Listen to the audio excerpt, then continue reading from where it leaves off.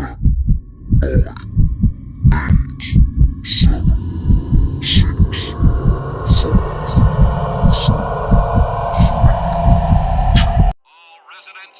go in and stay in your houses. Drive the rats in the tank area.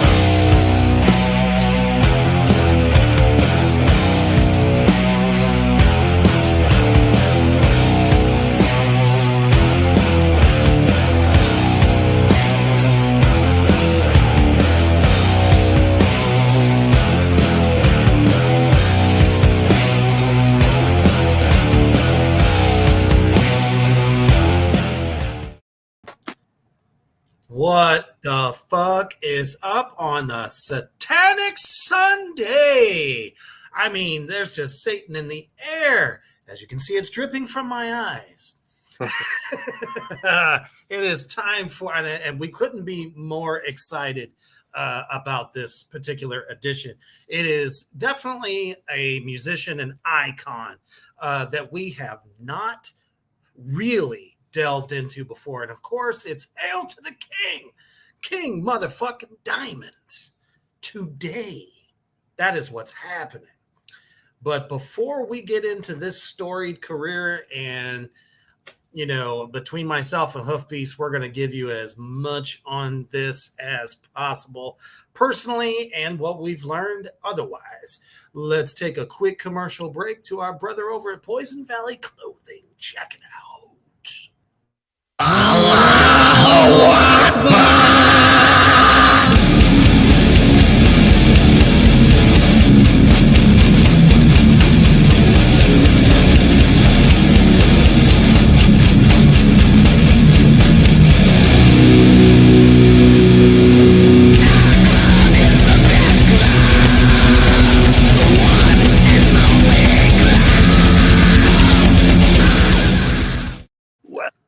All right, that's correct. If you are looking for some killer custom horror designs or anything that's just kind of ignites the evil in you, check out Poison Valley Clothing over on Facebook and get you some of the new shit. It's looking so good. Check out the gallery, get you some. All right, this is what we are here to do. What's up, Kyler? We are doing well, sir. We're in our finest satana wear for the evening. So, and it's so fitting that this little Danish guy, and when you actually find out what his real name is, it throws you for a loop. His first name is Kim, which is not something befitting of the king himself, but we, you know, as anybody else can understand, a stage name is always important. But let's face it, everyone refers to him as the king, and he will be king forever in my book. So this starts all the way back in the 70s. Many people do not realize that King got his start early. Kyler says, let's see. By the way, waiting for mail. The excitement is killing me. We have an update. Yeah, I had a rough week, Kyler. I will get it in there. I promise. It'll be today or tomorrow. I'll get it. My wife is in Europe right now, and she usually handles envelopes and things like that. So I will get it, buddy. I am really sorry. I have the information. I will get it to you. It's coming. Don't worry. Probably going to go out this week for sure. It's right here. You know, I think it's been, yep. That's a sexy pick.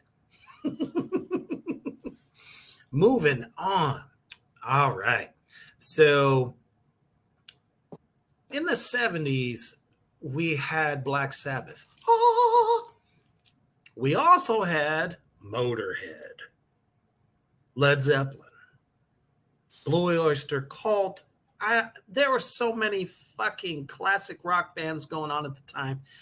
Honestly, I think the world was ready for something new, something never seen before. And this little guy named King, well, his real name's Kim. But anyway, King decided to get into playing music. He loved playing music. Guess what? He didn't even start out as a singer. He started out as a guitar player. And he's actually pretty good, which you'll find out more about that here in the near future. But anywho, so he just kind of, I don't know, the guitar thing didn't really work out for him. He didn't want to just be a guitar guy. So, he got together with Tim Ruz, Michael Denner, Timmy Hansen, and that bastard Hank Sherman, which I'll give you my feelings on that in a little bit. I mean, you'll find out, folks. You'll understand why I have such hatred for this guy. So fucking stupid. Anywho, so we're talking about some seriously heavy music. I'm saying taking heaviness to a new level in the 70s that the 70s didn't have. They didn't have this kind, especially with what they were singing about. Anything from Nuns Have More Fun to I believe it was called Night of the Undead, or pretty sure that's what it was called. This is off of a record that is called The Beginning. And it was very hard to get, and I did not get a hold of it until later in the 80s as King's solo career really took off and soared. So, they formed this super band that has elements of thrash before thrash was a thing. It had some grooves in it. We're talking about 12 goddamn minutes of, I don't know, almost just theatrical. And that's the thing. The King, as he was asked to sing for this band, he took a completely different approach. Not only did he take his beliefs and his love of horror, because let's face it, the man loves horror. Always has, always been very open about it. Not to mention, most of the songs he writes are from nightmares that he has, or dreams, whatever you want to call them. But I mean, to me, it would be like an awesome dream. But that's how he generally writes his tunes, from what a lot of the shit that I've read and heard. So suddenly found out that he had a voice. Never had a singing lesson, wasn't trained.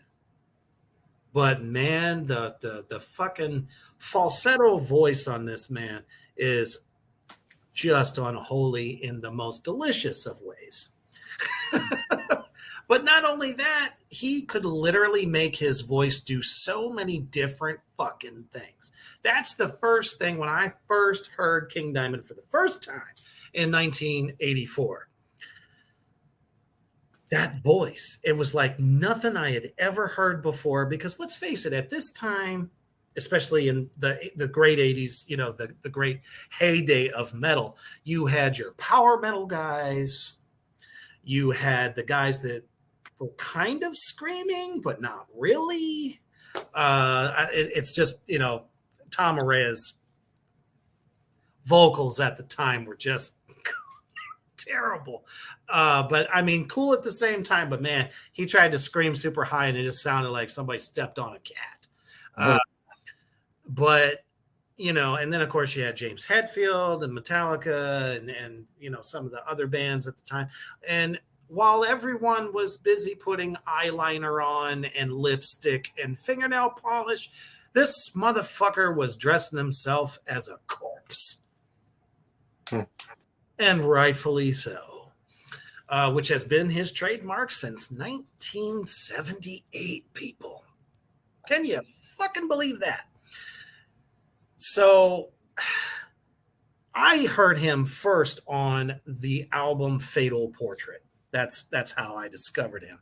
And it was the same fucking way. When I first discovered Ozzy Osbourne, I didn't know about Black Sabbath.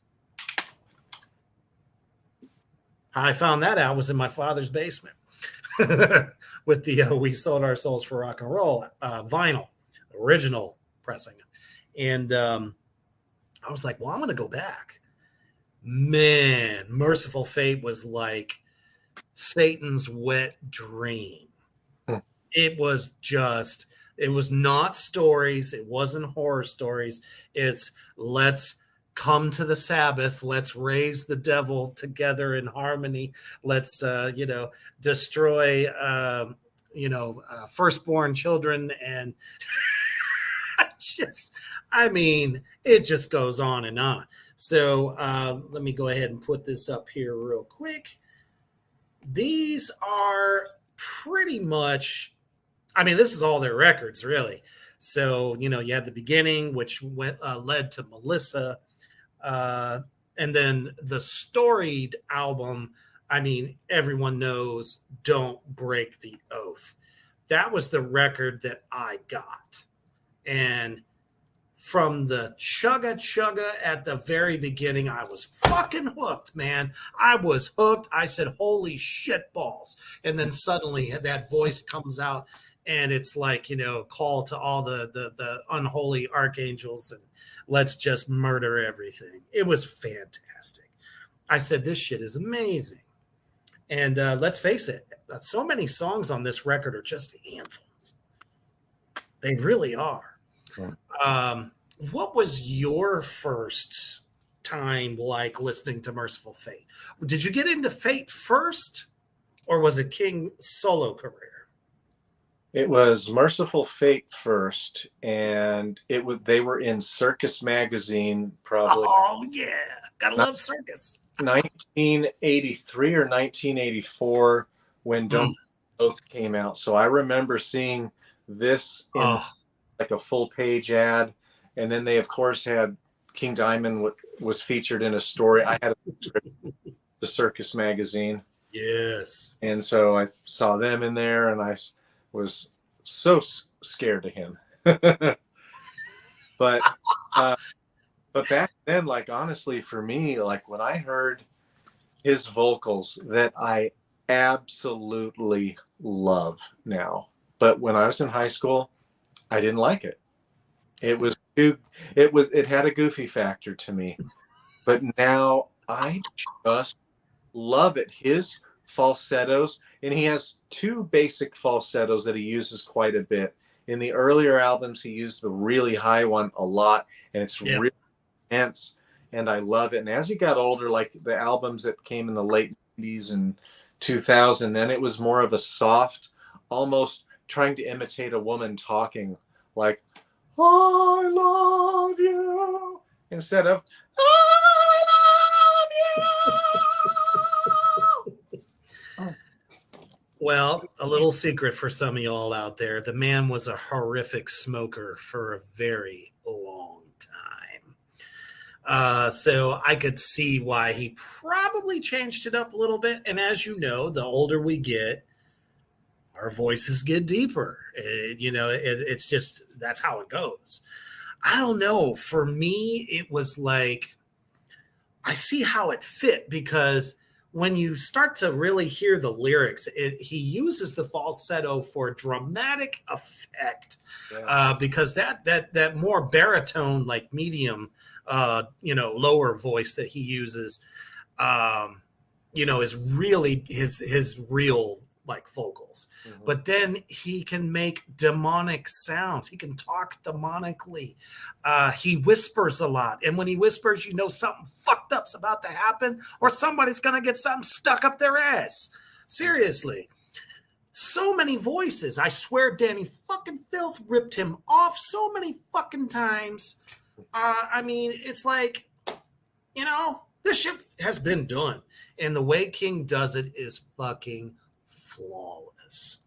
But the thing that really captured me about Mercyful Fate, obviously being a young drummer at that time, I thought Tim Russ was just genius. His time changes, his fills, they weren't Lars fucking Ulrich. the way he had so much technicality to what he did. They'd go from a triplet feel to a halftime feel, a breakdown groove, and then just suddenly out of nowhere, I mean, the guy was all over the place, and the harmonized guitar parts and the harmonized soloing. I mean, that's always been a big thing for me, especially from listening to Iron Maiden. So to hear it done in a eviler, more darker tone, like guitar tone, was just that much fucking better. That's what really kind of drew me in there. And then just the savagery of throw the priest into the fire. That I loved that because I was a godless child, so I didn't have anything. So I'm like singing along, and I'm going, Satan. And then to find out that the man is the most devout Satanist from the old days, that's what introduced me. I'm not going to lie about that. You heard that right, Black Flame fans out there. It was the king that led me to the man I am today. Yeah, I remember there's one interview that King Diamond did. And let's see, this must have been like right around the early 90s. And he used to get asked this question all the time about Satanism and all that. And so there was over and over again. Well, there was a list, I think, in the earlier 80s. Do you know about this list? It was something like the Condemned 15, or it was 15 bands that they just right in America had deemed a menace to society. Yep. And Mercyful Fate was on that list. They didn't want him coming over here. So King Diamond was asked, and what King Diamond said is, he said, it's the Christians who are pushing this idea that we sacrifice children and we sacrifice animals. And King Diamond said, I think it was page 97 of the Satanic Bible, it says that we do not do that shit. No, it was all just made up to scare people into believing in something that probably isn't for them if they didn't feel it. Now, if it works for you, great. But you don't see Satanists going around saying, believe. And then he talked a lot about and I found this pretty fascinating. He talked a lot about who he worships. And he talked about the idea of the devil. And he basically said something like, what does the devil look like? Have you seen him? I haven't seen him. And so you get like, he really throws a wrench into the far right nut job Christian narrative about what Satanism is. And he did it in such a nice way. I agree. Absolutely. Super fucking intelligent, this guy. Very, very reserved, soft-spoken. Yeah. I mean, I remember seeing that really old televised interview that he did. Some guy in like half a leisure suit looking motherfucker. The early 80s with the comb over hair. And he's just sitting there with his big fucking sunglasses on, his upside-down cross earrings, 6,000 amulets around his neck. It was just, and he's just, oh, well, this is just, this is how it really is. I don't have a problem with Christians. Christians have a problem with me. I'm like, there you go, man. Yeah. But musically, that is what I love about Mercyful Fate.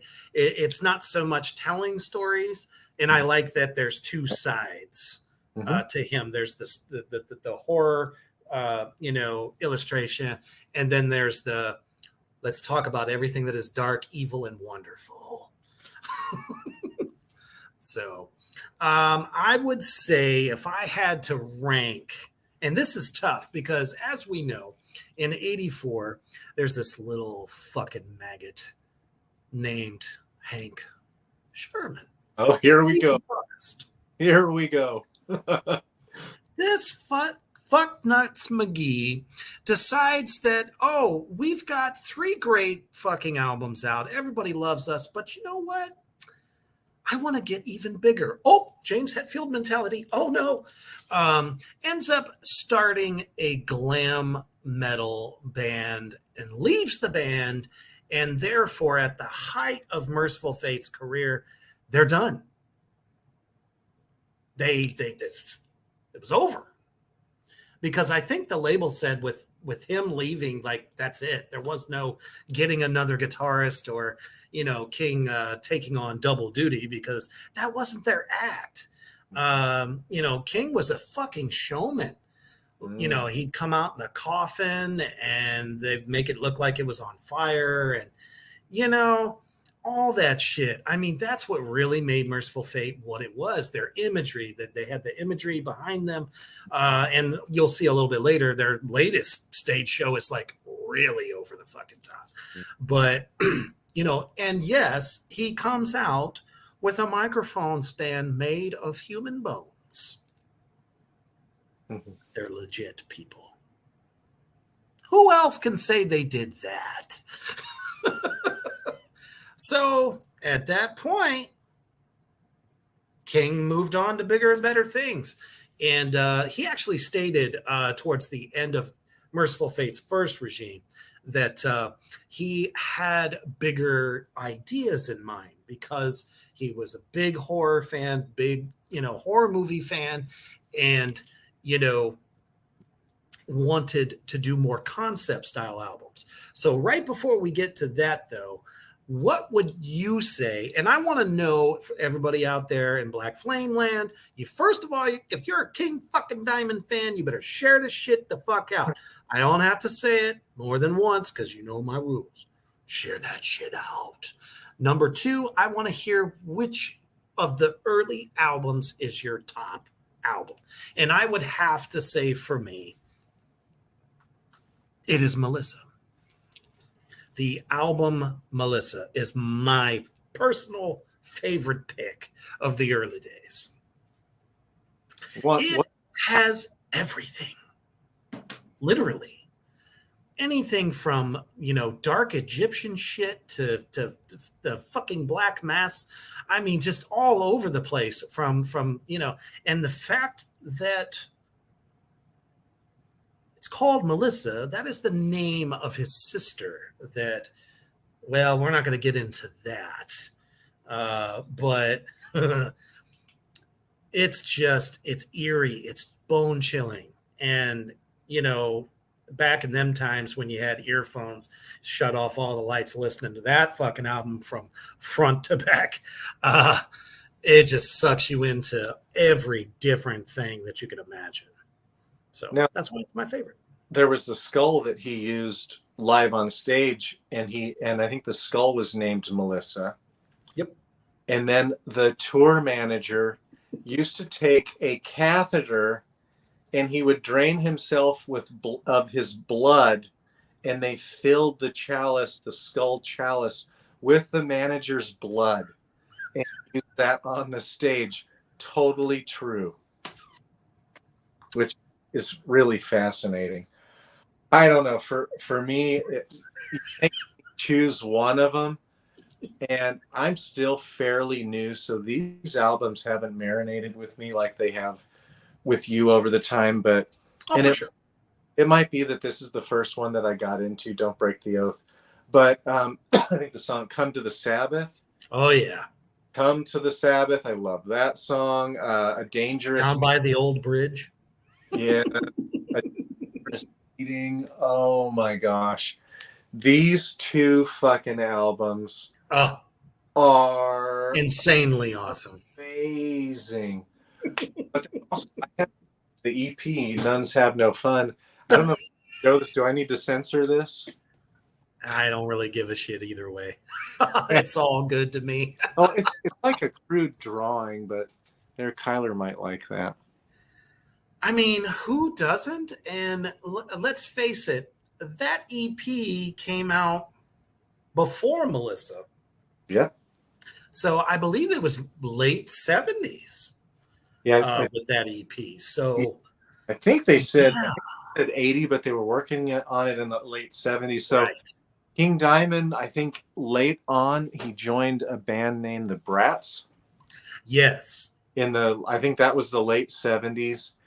And Mm-hmm. I think he was in some other stuff too, but they brought him on and he did the vocals, and then they decided to break up. I forget the reason why. And then a couple of them stayed together and formed Mercyful Fate. Oh my gosh. Like, if you people haven't ever listened to Mercyful Fate, you are in, to me, for heavy metal perfection. Every album, I would say, Through the Eye, I think was super, super consistent. And the album, I think The Eye came out in 90 or 91. And Conspiracy, I That was think, a solo record. yeah, it was so, like, there's one song that has mostly clean guitars in it, or a lot of clean guitars. It's it's maybe their most beautiful song of all. But the riffs change a lot. There's so much to chew on. It's not like a stick of gum that loses its flavor after 3 minutes. These songs are super rich, and these guys are perhaps one of the most underrated bands of the 80s, perhaps due to the Christian right and all of the bad mouthing of them. And Well, that, and it was hard to get your hands on it yeah, in America until King started his solo career. So that probably plays in it too, because I'm sure they censored it and all that bullshit. they signed, I think, initially with Roadrunner Records, and now I think Metal Blade has all the rights to everything, and I think they joined Metal Blade maybe around 2000 or something like that. Yes, and we'll definitely get to that in just a little bit. So, Onward and Upward, Fatal Portrait comes out, and it starts with that nice, and King is kind of a jack of all trades. He can play the fucking organ, and the record starts and it's I'm sitting here going, oh man, am I listening to The Exorcist? Is that what's happening here? And there's all these little, whispering voices, and you can hear so many bands throughout the last 20 to 30 years that took something from King. They learned it. Somewhere they have one of his albums, because there's just so many elements to how he sets a record up. We've talked about how, even some of the extreme bands from the early days would have like those little fillers and shit. Well, there's really something special about the ones that King has done. And that is the fact that it sets up the mood for what is about to happen. Mm-hmm. And it's all about this portrait that basically can suck you in and kill you. Trap your soul forever. It's fantastic. But, there's some other, it wasn't a full concept record. He didn't reach that status yet. So you had a kind of what I would call a short horror story. But let's face it, folks, that was the first record that gave us the anthem of Halloween. And that is, in fact, Halloween. There's not a motherfucker in the world or a heavy metal playlist for Halloween that doesn't include that song. And that's the first time we got to hear the guitar genius, that classical mixed with metal. And I'm talking about Andy fucking LaRock. Mm-hmm. I don't even care that his hair is short now. But man, and from what I understand, it was almost like an Ozzy and Randy Rhoads kind of thing. Him and King would sit there writing guitar parts together. And then, of course, they'd hand it off to the rhythm guitar player, which, interestingly enough, the first incarnation of King Diamond's new band has two original members of Mercyful Fate in it, which would be Michael Denner and the late Timmy Hansen. That guy's bass is so tasty. You can actually hear it, which is really cool for that level of heaviness, because it's easy to kind of hear it, like we talked about with the early Iron Maiden and Steve Harris. You could really hear it. It's like out in the front. But the way that they mixed all of this together, you literally could hear everything going on. And then the world got to know the great Mickey D. Mm-hmm. Still by far one of my biggest influences from heavy music in the early days as far as drumming. From the fills, the double bass, the prowess, the power. So in your opinion, does he hit the drums harder than anyone else? He looks like he hits harder than anyone else. I actually just recently watched a small little clip of him playing with the Scorpions, and they had a cam going behind him, and he is literally using tree trunks to smash the snare drum. And when he hits it, you feel it. Mm-hmm. Now, he played with Motorhead, right? Yep. Yeah, that's when I saw him. One hell of a solo. It was so 80s old school as well. But man, I mean, he's got to be, when I saw him, he had to have been like 52, 55. Yep. And really, really good drummer. And what's crazy about that is that is the exact same solo that you hear him do on Abigail Live 1986. Mm-hmm.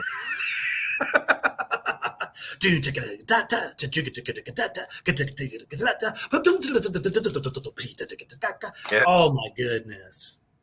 I heard that and I was like, this is what a drum set solo should be if you're going to do one live. So good. His use of triplets and how he comes in and out with the double kick. He didn't overdo the cymbals. And that's one thing I do love, especially about drum set solos, is if you stop and just go, I mean, what's the point? Mm-hmm. But the way he would do it, and he would get the crowd into it. Get him. And then he would like slowly start to build up speed and everything. The guy was a fucking showman. Just fantastic. What's up, John? Kyler says more Reaper mouth drums. Yeah. Glad you like it. Reaper, as I was listening to these albums, especially the albums in the later 80s, I was like, especially the ones that are more groovy, like Conspiracy and Them. Oh, man. A little bit more of a groove. I was hearing you in there quite a bit. Oh, I steal a lot from especially Them. And that's exactly where we're going next here, is fucking Them. The horror story of all horror stories that I'm still waiting to be made into a movie. It needs to be a movie because this is a story of a grandma in a wheelchair that talks to demons, ends up killing King's sister, and almost completely possesses his mother's soul to where she is dying as well. I mean, this was the craziest fucking thing I've ever heard of on a metal record. You know, you could scream Satan all day long and it's great. It's wonderful. Great. Awesome. You give me a horror story, the likes. I mean, they were calling him the Stephen King of metal. And I have to agree. The guy just,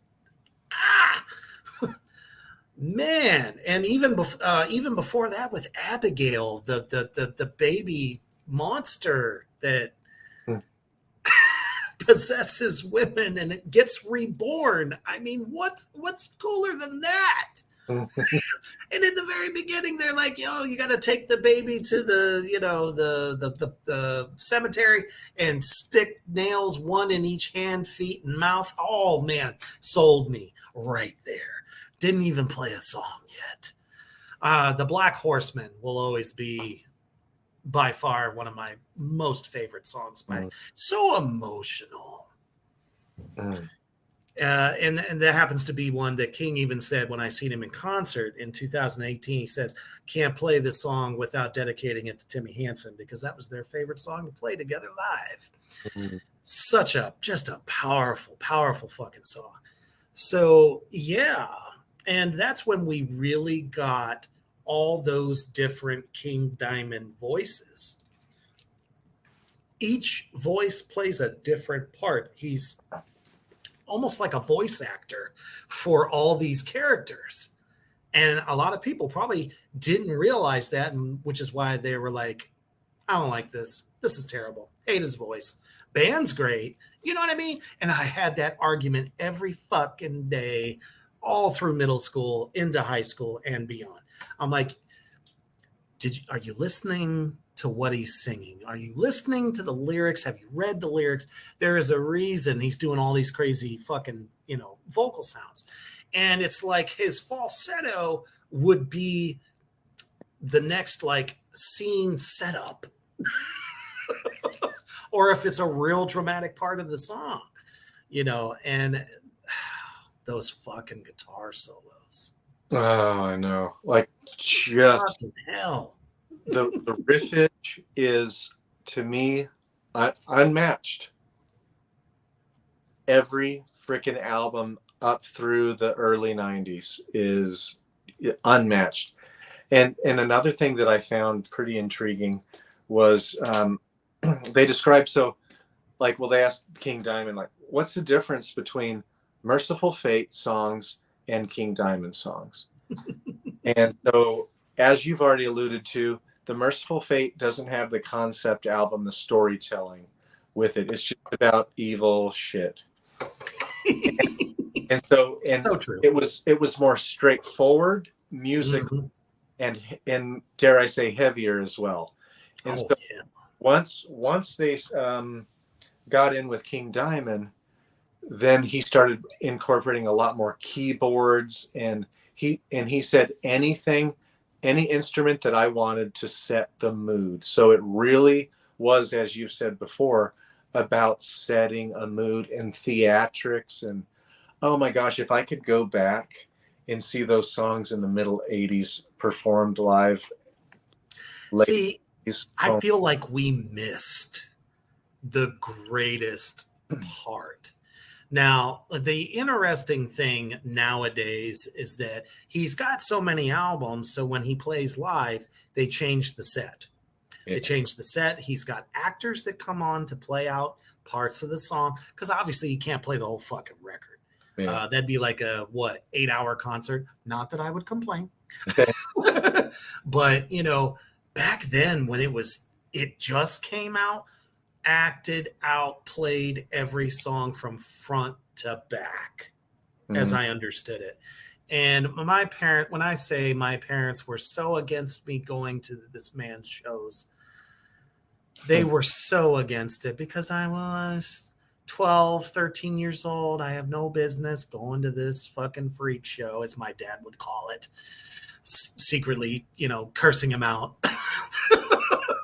Like, God damn it, my friend's going. He's the same age as me. Why can't I go? No, this is awful. This is shit. I'm like, you just don't understand. But yeah, and when Conspiracy came out, which was would be like your horror sequel, the continuation of the story, and it just got even fucking better. Gave us Sleepless Nights, one of his biggest hit singles since The Family Ghost, and Welcome Home, off of them, which, let's face it, folks, there are even better songs on them. Why does everybody just go back to Welcome Home? The fuck is wrong with you? That song about the tea was one of the most eerie ballads I have ever heard.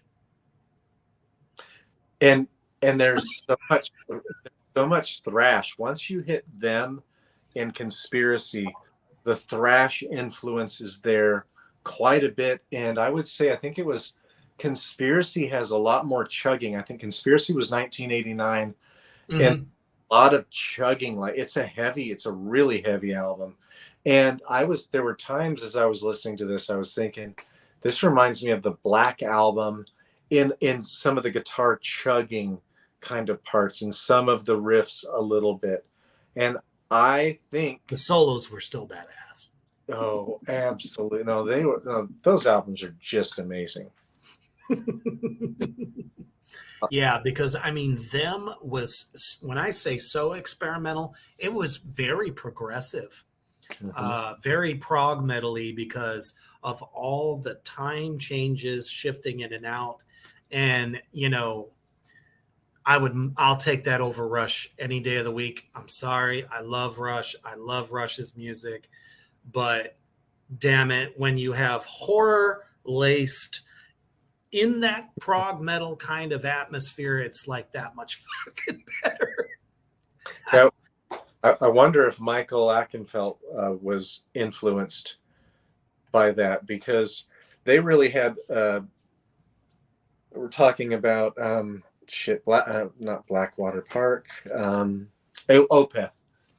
Opeth has a lot of kind of horror themes in their albums. Very. We do. Yeah. So does Ice Nine Kills, as I understand it. Still not my kind of metal, but anyway. If you like, to me, if anybody said, what was 80s metal like? I don't know if I would show them Don't Break the Oath or Abigail. I love Abigail. Like his vocals. Oh, it was monumental success. Oh my gosh. Just a perfect fucking album. You literally could see in your mind the story as it was unfolding, all the way to Miriam up on the staircase about to get pushed down. I saw that shit in my brain because, when you're a kid, your imagination is like on point. Man, that album took me right there, man. I could see that shit. And, it was so interesting because Ozzy was about to release No Rest for the Wicked, and King Diamond was about to release Conspiracy. And Conspiracy was, in fact, the most anticipated record over Ozzy, who pretty much was the reigning supreme guy at the time. That tells you something.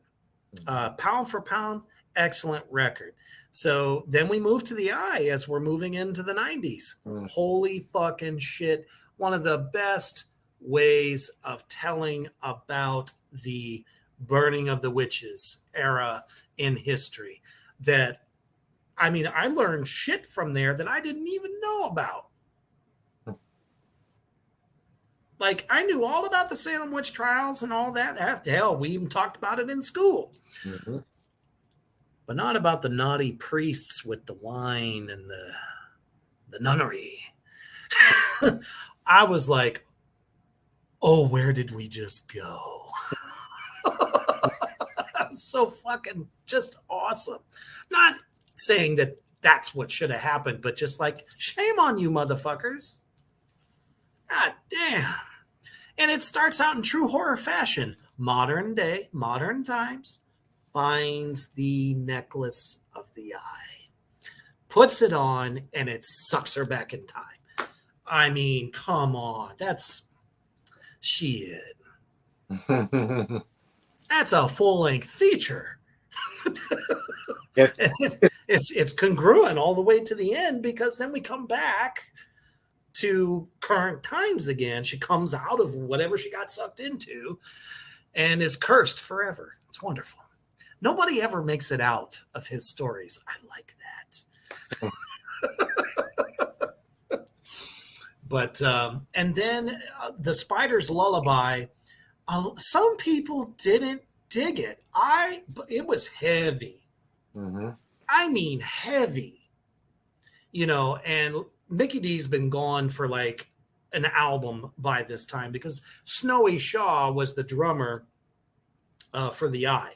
And I liked what he did, but he was no Mickey D. by any stretch of the imagination. So I don't know if it's like they just unleashed him. They unleashed him, and he tore the Spider's Lullaby album up. I thought it was just badass all the way around.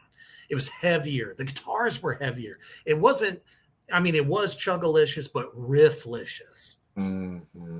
And it kind of had the Fatal Portrait kind of thing, where it was more of a short story, and then you had some other songs that told different mini short stories along the way.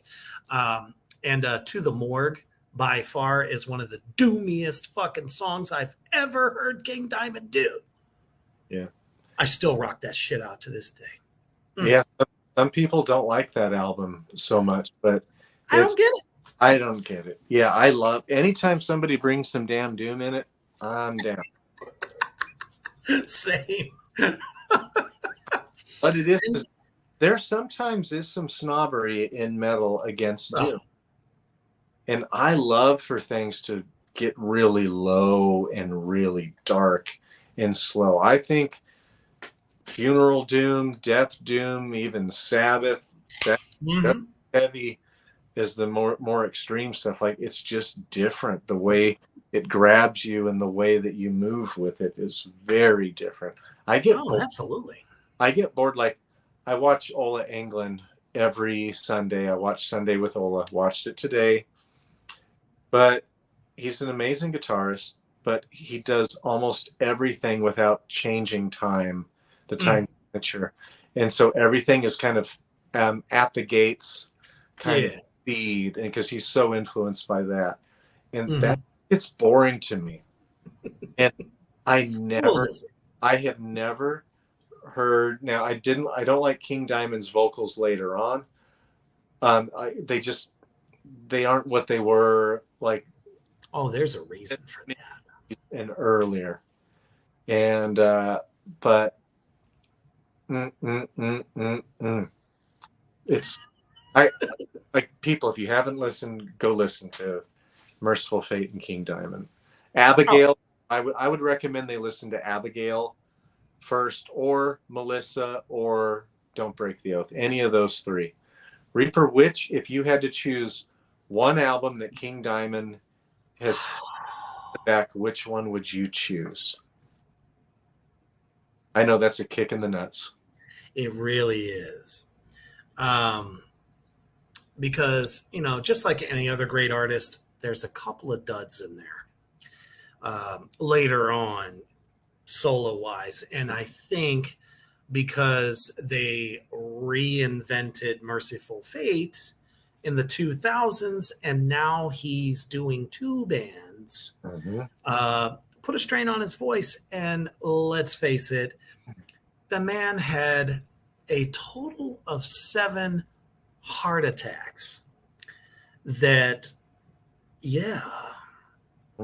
there was a reason there was this huge gap between, what the fuck was it? I think it was the Puppet Master to like the House of God. There was like 7 years that he was just nowhere. And that was why. And he lost some of his like breathing capacity. So his vocals were not as good and strong as they once were. So that's why, like I said, there was a couple of stinkers in there. House of God was great, but Puppet Master was pretty good too, but you could definitely tell that there was some issue there. What the hell was that called? The Graveyard. Now, Voodoo was pretty good, but it seemed musically a little bit stale. It just sounded like recycled riffage. Yeah. So for me, I'm always going to have to go with them. There's just no better story that I have ever heard musically than that. Would you say that them has the most kind of Iron Maiden kind of dueling parts? Yeah, it's really good. even to way some of the vocal delivery was done, to the harmonized solos, and in some cases harmonized riffs. Mm-hmm. And like I said, very proggy. The drums were very technical, which is why you only had one single that they did a video for, and that was "Welcome Home." I don't think there was any other singles that came off that record. So, but yeah, that one will always be my all-time favorite. Now, I do, however, have a favorite later Mercyful Fate record, and it was Time. That record, oh, that's kind of tough too, because let's face it, Into the Shadows was a really good record as well. But definitely, like that one. The Mercyful Fate. I think that's the first one when they got back together, right? Yep. Yeah. But man, that song Egypt, heavy as fuck. Heavier than when they were together in the early 80s. Just amazing. So real quick, for some of you that don't realize just exactly why we have taken the time to discuss this career, I got a little medley for you.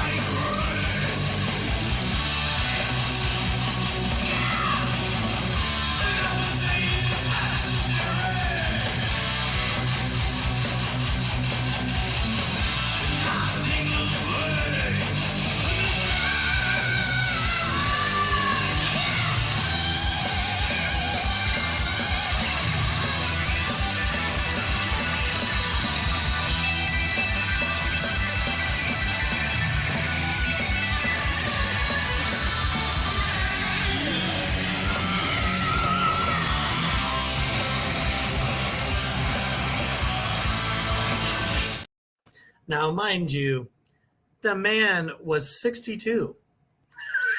I thought his voice was great for that show, and that was what, a year ago, last summer? Yeah, that was 2022. His voice is great. And if you can imagine, growing up and hearing that song Evil, which is one of the tracks off Melissa, mind-blowing. So heavy, so thrashy. And then you'll see exactly why we love the solo career so much more.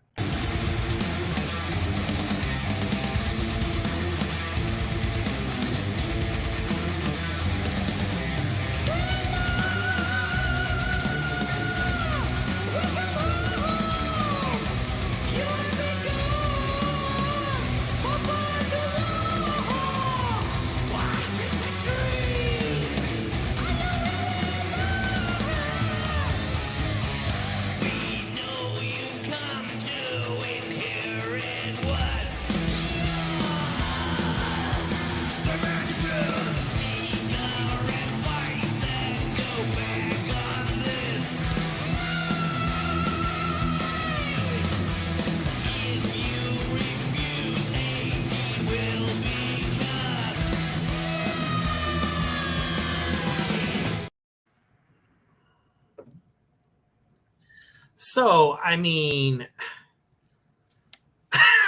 it's like another world. You're like in a horror movie at that point, from the start of his set to the very end.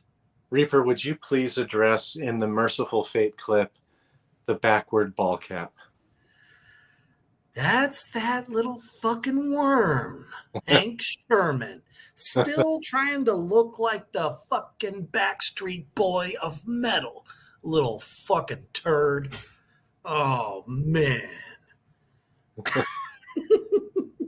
Yeah, that like when King Diamond goes to the extent that he goes through for to go with the stage, the elaborate stage, you don't come out with a backward baseball cap, looking I like you mean, want to wear a out shirt, you and single yourself out at that point. yeah, But, the fact that he is as old as he is and still doing it, there's really only two guys that can sing in a kind of almost operatic style, and that's Bruce Dickinson and King Diamond. Well, I guess you could say Rob Halford too. Um, he can still do it. He just doesn't do it for a long time. yeah, Not like he used to. he's older too. Yeah, for sure. Kyler says he's 66. Are you talking about King? Oh, maybe he is 66. Oh, Well, I kicked myself from that show last November. Damn it. so hopefully to some of you that have never really heard King sing in any of the bands, hopefully we opened your eyes to it, because the music is just amazeballs ahead of its time. Mm-hmm. And so many other bands have gotten influenced. And in some, I know this is the great debate, people will always say it. Was it Mercyful Fate or Venom that contributed to the birth of black metal? It'll forever always be the big argument. Mm-hmm. Because obviously King Diamond's vocals are not very black metal-y, but the falsetto, if it was crunchy,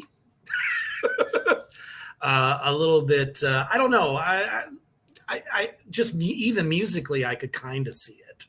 Yes, style wise, I don't really hear Mercyful Fate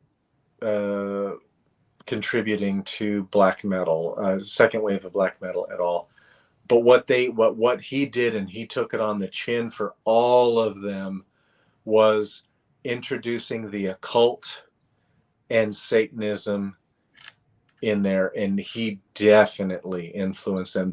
I've read all kinds of interviews where they all reference him and give him credit for that, and the court. Right.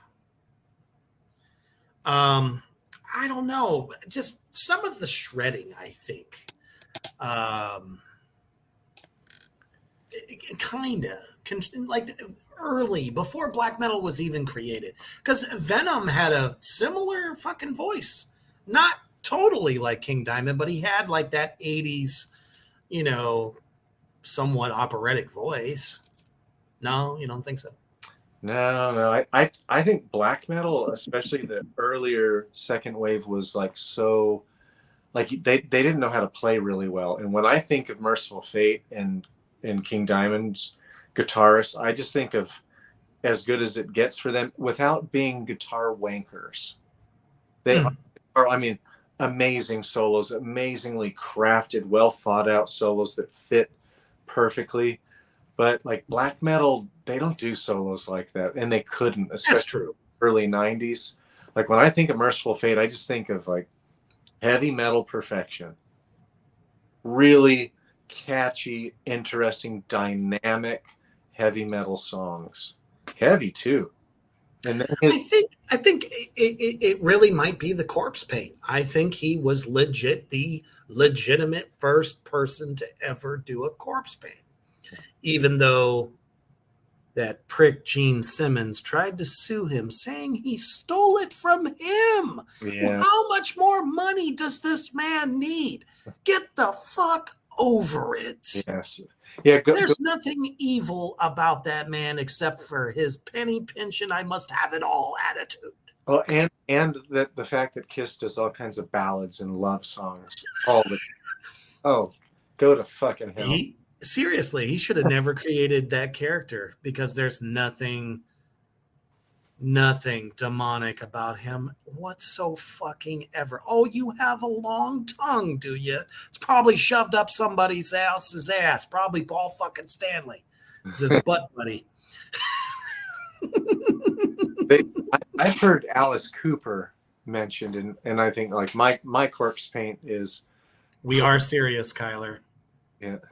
Gene Simmons tried to sue him, which is why he added blood to his makeup once he did the conspiracy record. Yeah, that's the first time we saw that. And he changed his makeup up a lot too. He did. And the stage shows always changed because the story was different. Oh yeah. But they talked about Alice Cooper as being more of an influence on King. Alice Cooper was kind of the pinnacle for every shock rocker there ever was. And that's fine. Completely different kind of music. Yeah, completely. Alice Cooper just played, I think it was Spartanburg or Greenville recently, and I was just like, nah, thanks. There's so many metal bands that I missed out on Voivod. I wanted to go see them so badly. I missed out. Oh, man. That must have been a hell of a show. It was financial reasons I didn't go. Yeah, I mean, Cooper tried to hang with the real kings of metal. Yeah. It doesn't matter how good Nina Strauss is. Yeah. Never going to be heavy. Never. Honestly, I don't think his voice would even. Nothing against his age. I know he's 72, but yeah, no fucking way. Yeah. So thank you for the idea. And then King Diamond takes it to the most extreme possible and made it something legendary. And the most sincere as well. Oh, man. He's just a good human. You're not going to find a more sincere musician, artist. Just like his interviews, I want to hang out with him. He seems so laid back, so down to earth, and it's bucket list for me to get to meet him, or do an interview with him, for fuck's sake. Especially whenever he gets back to the States, because I know he's got a house in I think it's San Francisco, I want to say, because he was in Texas for a lot of years. Lived in Texas. Just recently moved. So, well, that's it, guys. That's our fucking discussion on All Hail to the King. For a damn good reason. A wealth of metal history and just some of the best goddamn songwriting ever in metal. And you've got, like, if you're new to King Diamond, new to Mercyful Fate, get ready. You've got like 12 amazing albums to get into now. Like, it's like a rediscovery. I'm going through that right now. I have to listen to these things, and I love every album I've heard so far. And it's like one of the most amazing things is you'll end up finding yourself humming a guitar riff out of one of them, or even just any of the vocal melodies, so it sticks with you. Oh, his super high falsetto is what I have running through my head. Like, what is it called? Funeral off of yes. Oh God. I just want to do it for everybody right now. That's in my head all the time. That's as high as I go. I can't get that high, but it's just like the cadence that he hits.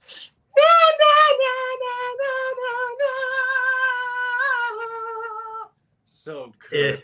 I couldn't do that for 2 fucking hours. No, never. But I'll damn sure back him up on a drum kit any day of the week. Tyler, I'll have it in the mail Monday or Tuesday. Absolutely. Thank y'all that showed up.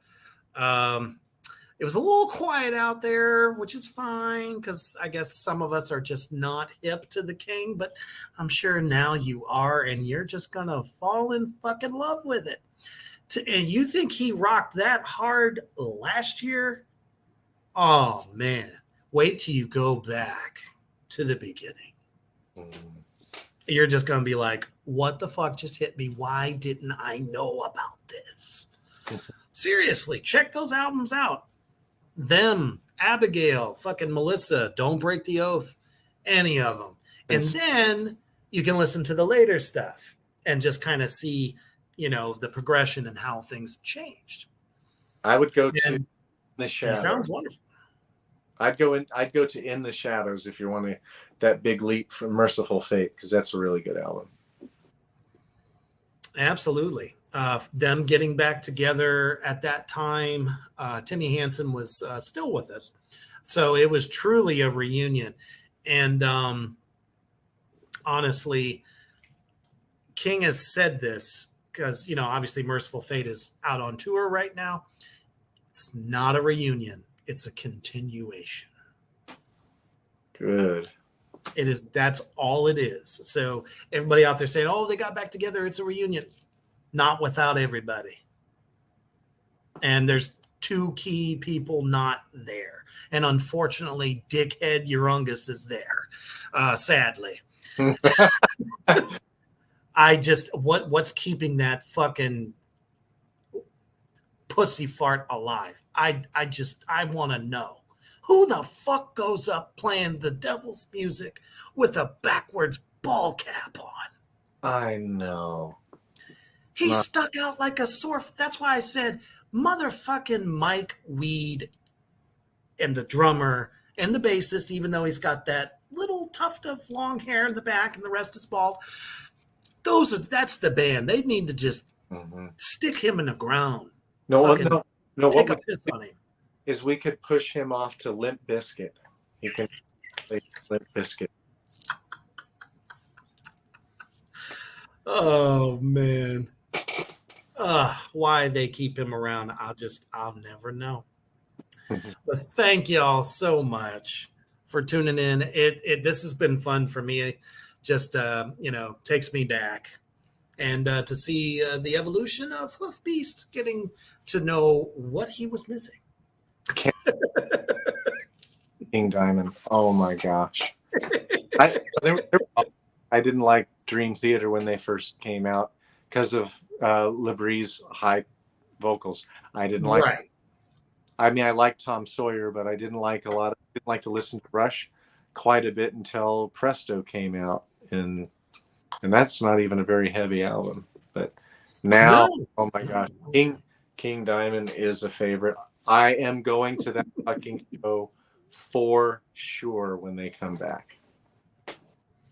So when you're laying your head down on the pillow tonight with visions of King Diamond in your head and a fresh coat of white corpse paint on your face with tons of sigils and satanic wonderful things, just remember to fucking crank that shit up and stay heavy. All residents, go in and stay in your houses. Drive the rats in the tank area.